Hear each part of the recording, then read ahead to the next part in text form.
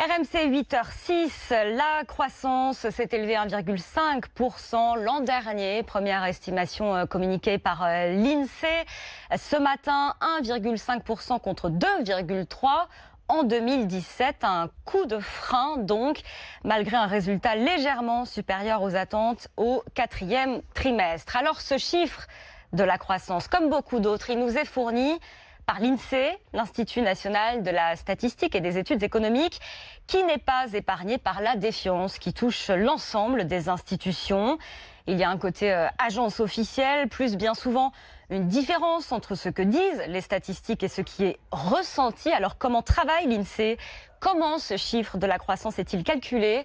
C'est le choix de la rédaction d'RMC, signé Alice Roussard et Victor Joannin.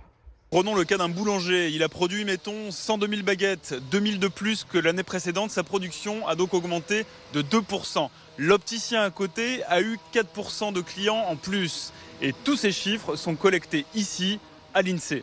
Ils atterrissent ensuite sur l'ordinateur des statisticiens comme Thomas Laurent. On utilise tous les indicateurs disponibles par les douanes, par la Banque de France, ou aussi par des syndicats d'entreprises, par exemple de la mode, de l'automobile, des autoroutes, qui nous donnent une information sur la conjoncture économique du dernier trimestre. Ces milliers de données sont additionnées, travaillées et le résultat donne le chiffre de la croissance française, le fameux pourcentage. Mais pourquoi est-il aussi important ? La réponse de Julien Pouget, chef du service conjoncture. Alors on utilise le chiffre de la croissance, mais aussi tout le détail associé à ce chiffre de la croissance.